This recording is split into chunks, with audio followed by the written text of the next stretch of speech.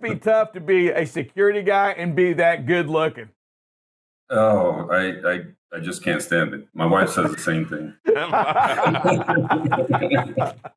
Oh man. So Jorge, Good morning. hey, help me out here. Talk to me a little bit. First of all, what is that? What does Mawozos mean? So the 400 Mawozos, what does that word even mean? Yeah, 400 Mawozo loosely means 400 nobodies. I don't know how they came up with that name, but obviously they're nobodies anyway because they're doing nefarious things. Yeah, and you know what? When they name somebody, it kind of tells you this. So they have nothing to lose is probably how they feel. Hence, I would think something with that name. And when somebody has nothing to live for, if that's what they're named for, boy, let me tell you something. What they're doing right now, it kind of fits right in, right? They have nothing to lose for, everything to gain. And I think when we talk about these missionaries and coming in and grabbing them for ransom, $17 million is what they're asking for. Jorge, first and foremost, are they even still alive? Yeah, that's the best news that we have received is that they are alive. They are well. They have already taken out or done a video specifically about the hostages and what they're going to do to them or what they should do to them if they don't get what they need and all that stuff. You know, they're being what they do. They're being loud. They're being violent. They're being ferocious, and they're not intelligent, obviously, because every time they come out, we can use those methods with technology to try to find them. But it's good as long as they keep doing it. You know, we can try to go after them as best as we can. How much of the security of that country right now in Haiti that we see is lost among these types of gangs within the country? I mean, obviously, right now, with the resignation of the police chief in that region, how much of security do we have in Haiti right now with these bands of these villains running around and grabbing people? Yeah, it goes to show you the current leader of the so-called G9 criminal organization, they call them gangs, but we call them criminal organizations, is a former police chief.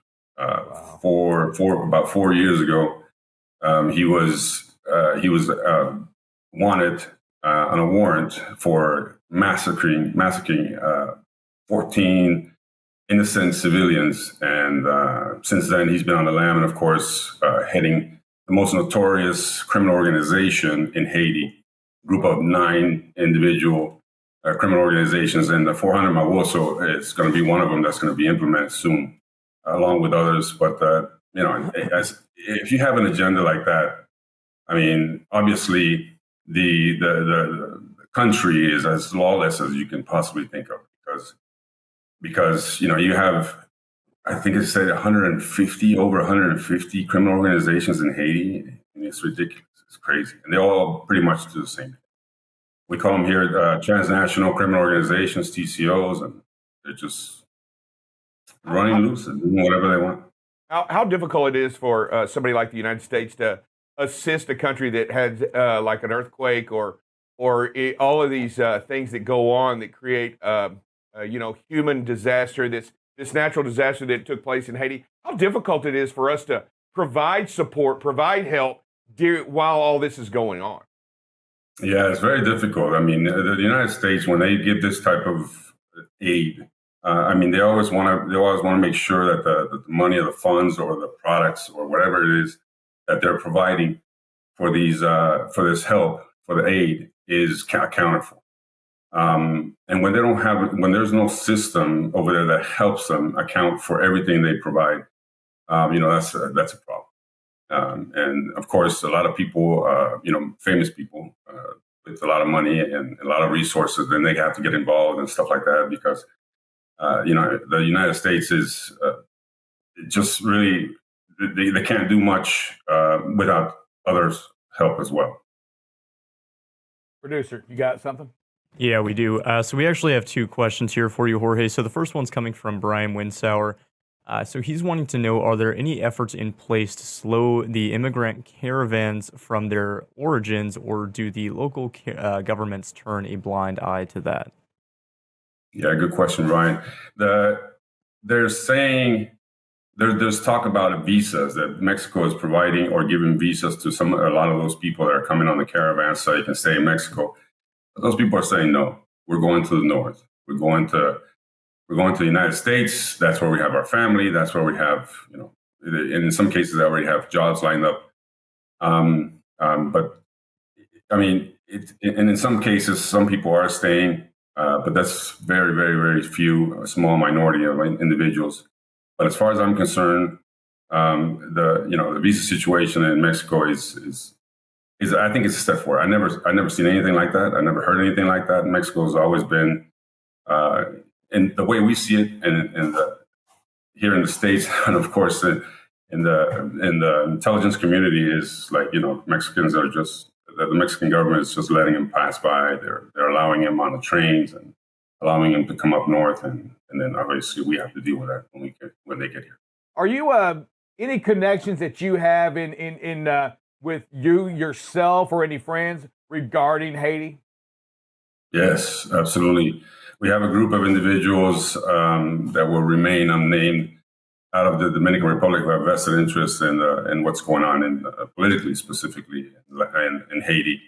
And they have for years. They have been part of the Haiti campaign or the Haiti presidential campaigns and whatever else over there, lobbying with the United States to help the lawless Haiti as we know it, and to boost the security apparatus in Haiti through boost the military, boost the police, boost all the security umbrella that exists in Haiti. But the biggest thing in Haiti with that security issue is that these entities, these security entities, do not talk to each other. They don't like each other. They feel like they can't trust each other, and I can understand that. I mean, with all the situation that's going on over there with the chief of police becoming one of the most notorious criminals in Haiti, who can you trust? So it's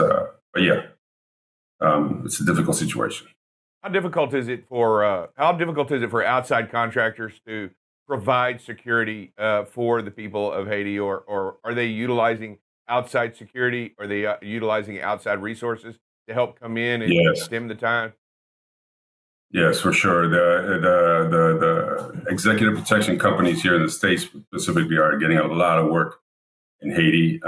That's the only way. I mean, imagine that if you can bring M4s and M9s and laws from security companies into Haiti. I mean, that obviously tells you what type of precarious situation exists there, and the work that needs to be done is huge. It's massive, and the only way that people can actually advance in the country with building schools such as the 17 individuals that were from the ministries that were hostage today, and that's just a small example. You need strong security to be able to fight the criminal organizations over there. So absolutely, they're all over the place. And just to leap onto what you said, you were talking about weaponry, and then you said laws. You're talking about light anti-tank weapons, right? You're not talking about the rules and regulations. That's what you're talking about, right? You're talking about bazookas and rockets, right? Right. I was exaggerating just a little bit, but yeah. I mean, imagine these executive protection personnel are armed to the teeth. They have all kinds of different weapons. Ammunition is there's not a shortage of ammunition over there because they can't. I mean, they're fighting not only the government over there, but they're also fighting the criminal organization, and that's a huge uphill battle.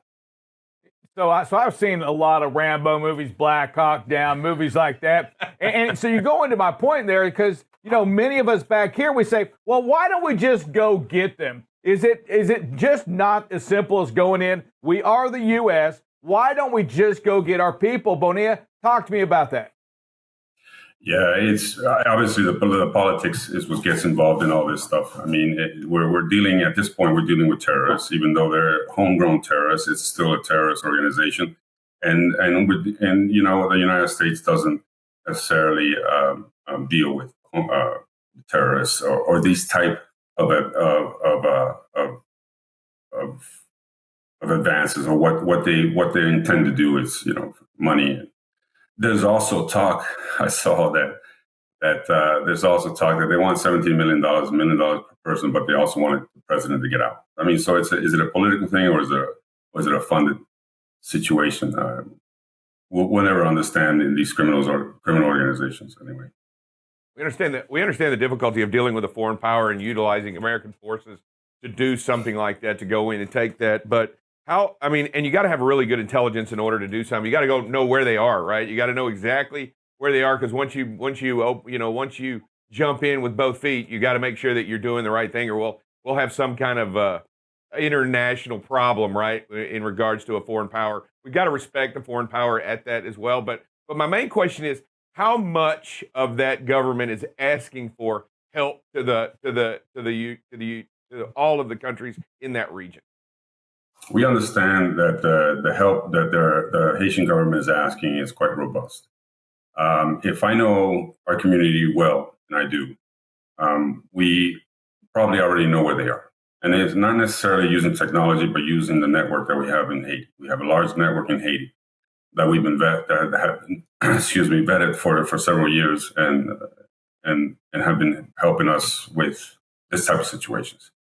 So it's very possible that it's very likely that we already know where they are, but it's just not as simple as just to go in there and get them out, because, you know, we have to make sure 100% with certainty that the individuals are there, but then also that the Haitian government do understand that if we do go in and try to get them, we're going to do it our way, and you know, lives will be lost.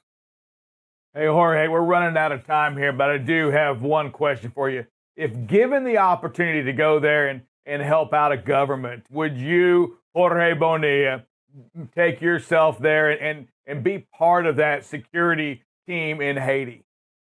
Yeah. Yes. I mean, for sure. I'm not an executive protection per se, although I have done it, but my main thing is utilizing network source handling and using technology to find individuals and analyzing their information. So definitely, I would love to take part in this type of activity. This is what we live for. Calling all mercenaries? Is that what? No, just I can't. He didn't say mercs. He didn't say mercs. But you know what? It's great to know that we still are trying to do the right thing, and we're still utilizing the information to go out there and create a better world, even in countries something like Haiti, and to try to make a difference. And I appreciate all of the stuff that you do, Sergeant Major, in regards to finding out and getting the right information to the right people to make it better. Yeah, and it takes people like what you do, Jorge, right? That security, that team, that network, that atmosphere to get things like this accomplished. For us to go in there and make a difference or get these missionaries out, it's going to take people like yourself that have all of that security, that has that knowledge on what's going on in all these different pockets to get this pulled out. Hey, listen, we want the best. We want these folks back home where they belong. Hey, Jorge, appreciate the information on Haiti. Thank you for what you do, and thank you for being part of BCB Live. You're absolutely welcome, guys. Thank you so much for having me again. Take care.